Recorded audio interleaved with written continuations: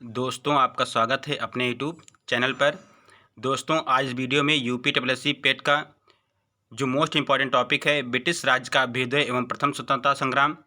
जो लोग यूपीएससी पेट में अच्छे मार्क्स लाना चाहते हैं वो हमारे चैनल से जुड़े रहें, क्योंकि इस चैनल पर अब घटना चक्र की पूरी बुक सॉल्व कराई जाएगी। दोस्तों, अगर ये वीडियो आपको अच्छा लगेगा तो वीडियो को लाइक और दोस्तों में शेयर ज़रूर करिएगा। चलिए स्टार्ट करते हैं। टॉपिक है आपका ब्रिटिश राज का अभ्युदय एवं प्रथम स्वतंत्रता संग्राम। दोस्तों, अगर वीडियो अच्छा लगेगा तो वीडियो को लाइक और चैनल को सब्सक्राइब जरूर करिएगा। पहला पॉइंट दिया गया है, इसमें सारे वीडियो में वन लाइनर प्रश्न होंगे। दोस्तों, अच्छे से देखिएगा और वीडियो को शुरू से अंत तक जरूर देखिएगा अगर आप भी अच्छे मार्क्स लाना चाहते हैं यूपीएससी पेट के एग्जाम में। दोस्तों, पहला दिया गया वास्को डी गामा गुजराती पथ प्रदर्शक अब्दुल मजीद की सहायता से भारत के पश्चिमी तट पर स्थित बंदरगाह कालीकट पर 20 मई 1498 को पहुंचा। तो इम्पोर्टेंट टॉपिक ये है कि वास्को डी गामा भारत कब आया था? 20 मई 1498 को। और किसकी सहायता से? अब्दुल मजीद की सहायता से, जो गुजराती पथ प्रदर्शक था। और ये कहाँ पे उतरा था? ये कालीकट बंदरगाह पे उतरा था। चलिए आगे बात करते हैं कि कालीकट के तत्कालिक शासक क्या थे। कालीकट जो बंदरगाह था उस समय वहाँ के शासक थे जमोरिन ने वास्को डी गामा का स्वागत किया था। 1505 ईस्वी में फ्रांसिस्को द अल्मीडा भारत में प्रथम पुर्तगाली वायसराय बनकर आया। दोस्तों, 1505 ईस्वी में फ्रांसिस्को द अल्मीडा जो भारत में प्रथम पुर्तगाली वायसराय बन के आया। अगर पूछा जाएगा प्रथम पुर्तगाली वायसराय कौन था तो फ्रांसिस्को द अल्मीडा, जो कि 1505 ईस्वी में भारत आया था। नेक्स्ट पॉइंट दिया गया है कि अल्फांसो द अल्बुकर्क ने 1510 ईस्वी में बीजापुरी शासक यूसुफ आदिल शाह से गोवा छीनकर अपने अधिकार में कर लिया था। तो गोवा को कब छीना गया था?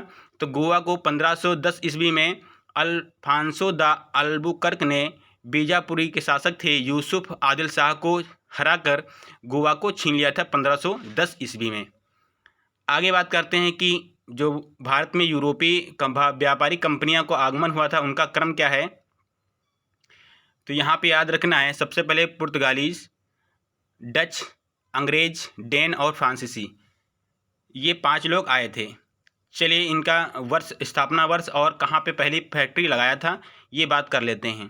पुर्तगाली 1498 में आए थे और कोच्चि में अपनी 1503 में फैक्ट्री लगाया था, कोच्चि केरल, जो कि कोच्चि केरल में है। अंग्रेज जो आए थे, इनकी स्थापना कब की गई थी? स्थापना हुई थी इनकी कंपनी की 1600 ईस्वी में, लेकिन पहली इनकी फैक्ट्री लगाई गई थी 1613 ईस्वी में सूरत में। डच थे, इनकी स्थापना जो हुई थी यूरोपीय व्यापारी कंपनी की 1602 ईस्वी में, और सबसे पहले 1605 ईस्वी में ये मूसलीपट्टनम में अपनी व्यापारिक कंपनी स्थापित किए थे, फैक्ट्री। दोस्तों, ये ध्यान रखना है, सबसे पहले पुर्तगालियों ने अपनी फैक्ट्री स्थापित किया था भारत में, और सेकंड नंबर पे डचों ने 1605 ईस्वी में मूसलीपट्टनम, जिसको मछलीपट्टनम भी कहते थे, वहाँ पे स्थापित किया था। और तीसरे नंबर पे आए थे आपके अंग्रेज़ों ने स्थापित किया था फैक्ट्री। स्थापना अलग है और फैक्ट्री की स्थापना अलग है। स्थापना तो 1600 ईस्वी में हो गई थी अंग्रेज़ों की, ईस्ट इंडिया कंपनी की, लेकिन भारत में स्थापना किया था फैक्ट्री का 1613 ईस्वी में। दोस्तों, आगे बात करते हैं डेनिश 1616 ईस्वी में व्यापारिक कंपनी इन्होंने व्यापारिक कंपनी बनाई थी और भारत में स्थापित किया था ट्रांकेबार में 1620 ईस्वी में। फ्रांसीसी जो थे, इनकी यूरोपीय कंपनी जो बनी थी 1664 ईस्वी में, और भारत में स्थापित हुई सूरत में सबसे पहले 1668 ईस्वी में। चलिए आगे बात करते हैं। भारत में पुर्तगाली सबसे पहले 1498 ईस्वी में आए थे और अंत में भी 1961 में वापस गए थे। सबसे पहले आए थे 1498 में और सबसे बाद में गए थे 1961 में। दोस्तों, इतने याद रखना है कि पुर्तगाली सबसे पहले आए थे और सबसे अंत में भी गए थे। आगे बात करते हैं कि भारत के साथ व्यापार के लिए सर्वप्रथम संयुक्त पूंजी कंपनी डचों ने प्रारंभ की थी। तो डचों ने क्या, सर्वप्रथम संयुक्त पूंजी कंपनी कि जो व्यापारी लोग थे वो अपना रुपया उसमें कंपनी में लगाएं और उसमें भागीदार बने। तो डचों ने सबसे पहले ये आरंभ किया था। अगला पॉइंट है, डचों ने पुर्तगालियों को पराजित कर आधुनिक कोच्चि में फोर्ट विलियम्स का निर्माण कराया था। तो डचों ने पुर्तगालियों को पराजित किया था। तो डचों ने पुर्तगालियों को पराजित कर आधुनिक कोच्चि में फोर्ट विलियम्स का निर्माण कराया, डचों ने कराया था। दोस्तों, इतना अगर समझ में आ गया है तो वीडियो को लाइक और चैनल को सब्सक्राइब करिएगा। चलिए आगे बात करते हैं। आगे। नेक्स्ट है कि 1600 ईस्वी में जो इंग्लैंड में एक मर्चेंट एडवर्ड्स नामक दल ने अंग्रेजी ईस्ट इंडिया कंपनी अथवा the governor and company of merchants trading into the East Indies की स्थापना की थी। इसका शॉर्ट फॉर्म में नाम था ईस्ट इंडिया कंपनी। 1600 में स्थापित हुई थी, इंग्लैंड में स्थापना की गई थी। चलिए आगे बात करते हैं कि जहांगीर के शासनकाल में इंग्लिश ईस्ट इंडिया कंपनी, जिसको ईस्ट इंडिया कंपनी भी कहते हैं, इंग्लिश ईस्ट इंडिया कंपनी ने सर्वप्रथम 1611 ईस्वी में मूसलीपट्टनम अथवा मछलीपट्टनम में एक अस्थायी कारखाना स्थापित किया था। तो किसके शासनकाल में? जहांगीर के शासनकाल में ईस्ट इंडिया कंपनी सर्वप्रथम 1611 ईस्वी में भारत में मूसलीपट्टनम अथवा मछलीपट्टनम में अपनी अस्थायी कारखाना स्थापित किया था। आगे है कि स्थायी कारखाना कब लगाया था? तो 1613 ईस्वी में सूरत में स्थायी कारखाना, अंग्रेजों का प्रथम स्थायी कारखाना लगाया गया था 1613 में। अस्थायी पूछा जाएगा तो 1611 ईस्वी में मूसलीपट्टनम और स्थायी 1613 ईस्वी में सूरत में, जो कि स्थायी कारखाना था ईस्ट इंडिया कंपनी का। चलिए आगे बात करते हैं कि 1661 में इंग्लैंड के सम्राट चार्ल्स द्वितीय का विवाह पुर्तगाल के राजकुमारी कैथरीन के साथ होने पर चार्ल्स को मुंबई उपहार के रूप में प्राप्त हुआ, जिससे उन्होंने 1668 ईस्वी में 10 पाउंड वार्षिक किराए पर ब्रिटिश ईस्ट इंडिया कंपनी को दे दिया। तो यहाँ पे ध्यान रखना है कि इंग्लैंड के सम्राट थे चार्ल्स द्वितीय का विवाह पुर्तगाल के एक शासक थे जिनका राजकुमारी कैथरीन से हुआ था। उसने चार्ल्स को बम्बई उपहार में दिया था।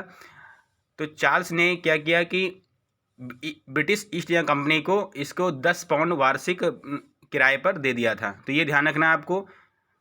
जो बम्बई था सबसे पहले पुर्तगालियों के पास में था।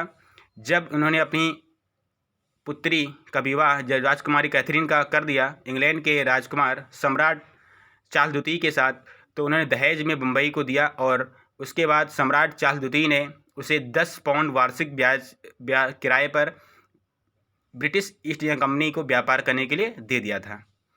चलिए आगे बात करते हैं कि लुई 14वें ने मंत्री कॉलबर्ट द्वारा 1664 ईस्वी में फ्रेंच ईस्ट इंडिया कंपनी की स्थापना हुई, जिसे कंपनी देश इंडेस ओरिएंटलेस कहा गया। क्या कहा गया था? कंपनी देश इंडेस ओरिएंटलेस। 1664 ईस्वी में फ्रेंच जो आए थे उनकी कंपनी स्थापित की गई, ये नाम था उनका, कंपनी देश इंडेस ओरिएंटलेस कहा। आगे बात करते हैं कि यहाँ के मुर्शिद कुली खां बंगाल का प्रथम स्वतंत्र सूबेदार था। अगर पूछा जाएगा कि बंगाल का प्रथम स्वतंत्र सूबेदार मुर्शिद कुली खां, जिसे मुग़ल बादशाह द्वारा नियुक्त किया गया था, तो ये भी ध्यान रखना है।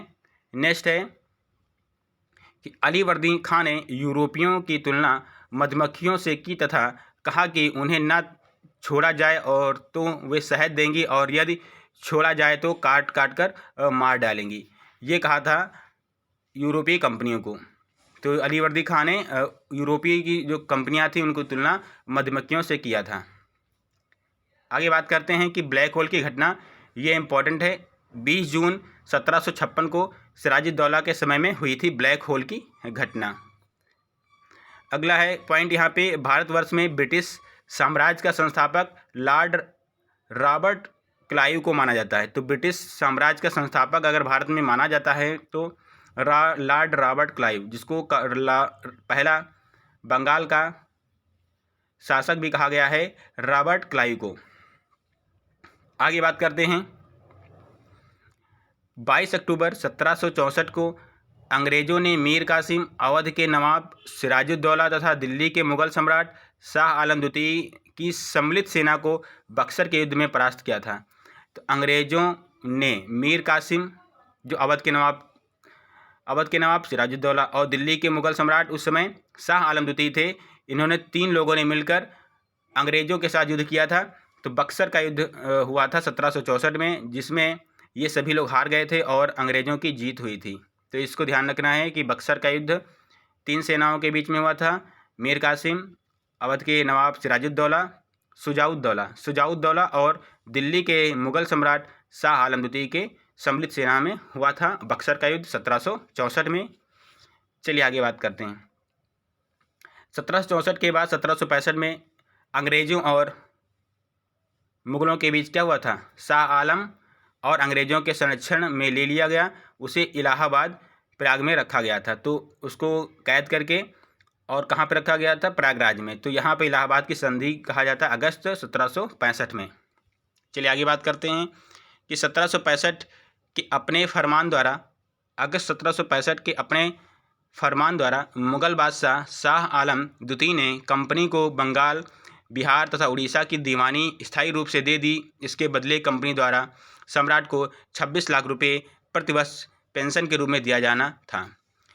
तो मुग़ल बादशाह शाह आलम जो द्वितीय थे, इनको कैद करके और बिहार और बंगाल और उड़ीसा की दीवानी स्थायी रूप से ले लिया था कंपनी ने, जो कि ईस्ट इंडिया कंपनी था, और 26 लाख रुपए प्रतिवर्ष उन्हें दिया जाता था इस पूरे बंगाल, बिहार और उड़ीसा के लिए। चलिए ध्यान रखना है आगे दोस्तों। आगे क्या है दोस्तों, वीडियो अच्छा लग रहा है तो वीडियो को लाइक और दोस्तों में शेयर जरूर करिएगा। आगे दिया गया कि सरदार के एन पनिकर ने कहा है कि 1765 और 1772 ईस्वी तक 1765 से 1772 ईस्वी तक कंपनी ने बंगाल में डाकुओं का राज स्थापित कर दिया। डाकुओं का राज्य स्थापित कर दिया था 1765 से 1772 ईस्वी तक। आगे दिया गया पॉइंट, रणजीत सिंह का जन्म 13 नवंबर 1780 को सुकर चकिया मिसल के मुखिया महासिंह के घर में हुआ था। रणजीत सिंह का राजा रणजीत सिंह जो थे, इनका जन्म 13 नवंबर 1780 को सुकर चकिया मिसल के मुखिया जो थे महासिंह के घर में हुआ था। महाराजा रणजीत सिंह और अंग्रेज़ों के बीच 25 अप्रैल 1809 को अमृतसर की संधि हुई थी। तो ये ध्यान रखना है कि अमृतसर की संधि किसके किसके बीच हुई थी? रणजीत सिंह और अंग्रेज़ों के बीच ये हुआ था 1809 ईस्वी में। आगे बात करते हैं कि राजा रणजीत सिंह ने 1818 में मुल्तान और 1819 में कश्मीर और 1834 में पेशावर को जीत लिया था। तो जो राजा रणजीत सिंह थे, इन्होंने 1818 में मुल्तान को जीता था और 1819 में कश्मीर को जीता था, 1834 में पेशावर को जीत लिया था। आगे बात करते हैं कि महाराजा जो दिलीप सिंह सिख साम्राज्य के अंतिम शासक थे। तो ये भी आपको ध्यान रखना है, महाराजा दिलीप सिंह जो थे सिख साम्राज्य के अंतिम शासक थे। दिलीप सिंह का निधन 1893 में पेरिस, फ्रांस में हो गया। इनकी अंत्येष्टि इंग्लैंड में हुई थी और इनका निधन पेरिस, फ्रांस में हुआ था 1893 में। चलिए दोस्तों, प्रथम आंग्ल मैसूर युद्ध, द्वितीय आंग्ल मैसूर युद्ध और तृतीय आंग्ल मैसूर युद्ध आपको याद रखना है। प्रथम आंग्ल मैसूर युद्ध हुआ था 1767 से 1769 तक हुआ था। द्वितीय आंग्ल मैसूर युद्ध हुआ था, आंग्ल मतलब अंग्रेजों और मैसूरों के बीच में हुआ था 1780 से 1784 के बीच में। के दौरान हैदर अली के निज़ाम तथा मराठाओं के साथ मिलकर अंग्रेज़ों के विरुद्ध एक मोर्चा बनाया गया था। तो द्वितीय आंग्ल मैसूर युद्ध में हैदर अली जो मैसूर के शासक थे और मराठाओं के साथ में मिलकर अंग्रेज़ों के विरुद्ध युद्ध लड़ा गया था। टीपू सुल्तान ने श्रीरंगपट्टनम में को अपनी राजधानी बनाया एवं जहां जैकोबिन क्लब की स्थापना की, उसका सदस्य बना। तृतीय आंग्ल मैसूर युद्ध आपको याद रखना है 1790 से 1792 तक का अवसान श्रीरंगपट्टनम संधि मार्च 1792 द्वारा हुआ। तो इसका खत्म हुआ था तृतीय आंग्ल मैसूर युद्ध श्रीरंगपट्टनम की संधि के बाद। चतुर्थ आंग्ल मैसूर युद्ध के दौरान अंग्रेजों से लड़ते हुए मारा गया था टीपू सुल्तान। तो टीपू सुल्तान किस आंग्ल मैसूर युद्ध में मारे गए थे? चौथे आंग्ल मैसूर युद्ध में 1799 में। आगे बात करते हैं कि 1793 में कॉर्नवालिस ने भू राजस्व की स्थायी बंदोबस्त प्रणाली का प्रारंभ किया। इसे इस्तमरारी, जागीरदारी, मालगुजारी एवं बीसवेदारी आदि विभिन्न नामों से भी जाना जाता था। तो कॉर्नवालिस ने स्थायी बंदोबस्त प्रणाली 1793 में स्टार्ट किया था। ये भी आपको ध्यान रखना है। स्थायी बंदोबस्त के अंतर्गत समूचे ब्रिटिश भारत के क्षेत्रफल का लगभग 19% हिस्सा शामिल था। तो ये भी ध्यान रखना है कि स्थायी बंदोबस्त में पूरे भारत का लगभग 19% हिस्सा शामिल हुआ था स्थायी बंदोबस्त में, जिसने लॉर्ड कॉर्नवालिस ने स्टार्ट किया था, शुरू किया था स्थायी बंदोबस्त को। रैयतवाड़ी की व्यवस्था के जन्मदाता थॉमस मुनरो और कैप्टन रीड थे। तो रैयतवाड़ी के जन्मदाता थॉमस मुनरो और कैप्टन रीड को माना जाता है, जिन्होंने सर्वप्रथम तमिलनाडु के बारामहल जिले में लागू किया था। तो रैयतवाड़ी सबसे पहले कहाँ लागू हुई थी? तमिलनाडु के बारामहल में। और किसने स्टार्ट किया था, शुरू किया था? थॉमस मुनरो और कैप्टन रीड ने। दोस्तों, अगर वीडियो अच्छा लग रहा है तो वीडियो को लाइक और ज़्यादा से ज़्यादा दोस्तों में शेयर जरूर करिएगा। आगे है कि यह व्यवस्था मद्रास, मुंबई के कुछ हिस्से, पूर्वी बंगाल, असम तथा कुर्ग, आधुनिक कर्नाटक का एक भाग है, जिसे में लागू की गई थी। महलवाड़ी पद्धति में भू राजस्व व्यवस्था कृषक के साथ नहीं, बल्कि प्रत्येक ग्राम अथवा महल जागीर का एक भाग था, महल जो के साथ स्थापित किया गया था। तो महलवाड़ी पद्धति भी स्टार्ट किया गया था कहाँ पे, ये भी आपको ध्यान रखना है। तो महलवाड़ी पद्धति उत्तर प्रदेश, मध्य प्रांत एवं पंजाब में कुछ हिस्सों पर लागू किया गया था। इसमें 30% हिस्सा शामिल था। तो महलवाड़ी में लगभग पूरे भारत का 30% हिस्सा शामिल था महलवाड़ी में। दोस्तों, अगर वीडियो अच्छा लग रहा है तो वीडियो को लाइक और दोस्तों में शेयर जरूर करिएगा। चलिए, दादा भाई नौरोजी ने अपने लेखों इंग्लैंड डेप्ट to India, poverty and un British rule in India, the wants and means of India तथा on the commerce of India, ये इनकी रचनाएं हैं। आपको याद रखना है कि इन्होंने इतनी पुस्तकें लिखी हैं। इंग्लैंड डेप्ट टू इंडिया, सेकंड था poverty and un British rule in India, third है the wants and means of India, और फोर्थ नंबर पे है on the commerce of India, के जो लेखक थे दादा भाई नौरोजी थे। दादा भाई नौरोजी के इंपॉर्टेंट क्वेश्चन है, इसमें याद रखना है। दादा भाई नौरोजी 1825 से 1917, जो कि WC बनर्जी के साथ मिलकर लंदन इंडिया सोसाइटी का गठन किया था। लंदन इंडिया सोसाइटी का गठन किया था 1825 से 1917 तक। 1892 ईस्वी में लिबरल पार्टी के टिकट पर ब्रिटिश हाउस ऑफ कॉमन्स के लिए चुने गए थे। चुनने वाले प्रथम जो व्यक्ति थे दादा भाई नौरोजी थे। तो ब्रिटिश हाउस ऑफ कॉमन के लिए चुने जाने वाले पहले जो भारतीय थे दादा भाई नौरोजी थे। तो ये भी आपको याद रखना है 1892 में। दोस्तों, अगर वीडियो अच्छा लग रहा है तो वीडियो को लाइक और दोस्तों में शेयर जरूर करिएगा। चलिए आगे स्टार्ट करते हैं। आगे है यहाँ पे कि कुछ गवर्नर जनरल और उनकी जो नीतियाँ थीं इनको याद रखना है। वारेन हेस्टिंग 1772 में उन्होंने बंगाल में द्वैध शासन का अंत किया था। द्वैध शासन का अंत किसने किया था? वारेन हेस्टिंग ने 1772 में। अगला है लॉर्ड कॉर्नवालिस जो थे 1793 में स्थायी बंदोबस्त लगाया था। लॉर्ड वेलेस्ली जो थे सहायक संधि अपनाने वाले पहले गवर्नर जनरल थे और 1798 में इन्होंने स्टार्ट किया था सहायक संधि 1798। विलियम बेंटिंक 1829 सती प्रथा पर रोक लगाया था सबसे पहले विलियम बेंटिंक, जो कि राजा राम मोहन राय की सहायता से। लॉर्ड डलहौजी 1856 राज हड़प नीति को अपनाया था 1856। लॉर्ड रिपन 1882 स्थायी स्वशासन के जनक भी माने जाते हैं। 1882 में उन्होंने स्टार्ट किया था, लॉर्ड रिपन थे। लॉर्ड डफरिन 1885 में, इनके ही समय काल में कांग्रेस की स्थापना हुई थी। और लास्ट में आपको याद रखना है कर्जन 1905, और उन्होंने बंगाल विभाजन किया था। चलिए आगे नेक्स्ट। दोस्तों, ये प्रथम स्वतंत्रता संग्राम का टॉपिक आ गया है। वहाँ पे आपने इससे पहले देखा था कि ब्रिटिश कंपनियों का भारत में अभ्युदय। अब यहाँ पे है प्रथम स्वतंत्रता संग्राम, जो कि स्टार्ट हुआ था 1857 की क्रांति से। 1857 की क्रांति का प्रथम प्रारंभ 10 मई को मेरठ से हुआ था। ये भी आपको याद रखना है कि 10 मई से मेरठ से हुआ था प्रथम स्वतंत्रता संग्राम 1857 की क्रांति। 1857 के स्वाधीनता संग्राम का प्रतीक कमल रोटी था। ये भी आपको याद रखना है, कमल और रोटी प्रथम स्वतंत्रता संग्राम 1857 की क्रांति का प्रतीक था। दोस्तों वीडियो अच्छा लग रहा है तो वीडियो को लाइक और दोस्तों में शेयर जरूर करिएगा। चलिए आगे स्टार्ट करते हैं। बरेली में रुहेलखंड के भूतपूर्व शासक के उत्तराधिकारी खान बहादुर ने 1857 में विद्रोह की रहनुमाई की थी। तो बरेली से खान बहादुर खान ने इस विद्रोह की रहनुमाई की थी। आगे नेक्स्ट है रानी लक्ष्मीबाई जो थे, इनका मूल नाम था मणिकर्णिका। का जन्म 19 नवंबर 1835 को गोलघर में हुआ था, जो वर्तमान में वाराणसी में है। 14 वर्ष की उम्र में लक्ष्मीबाई का विवाह झांसी के महाराजा गंगाधर राव के साथ हुआ था। तो आगे बात करते हैं लखनऊ में विद्रोह का नेतृत्व तो बेगम हजरत महल ने किया था और झांसी से लक्ष्मीबाई ने किया था। ये भी आपको याद रखना है।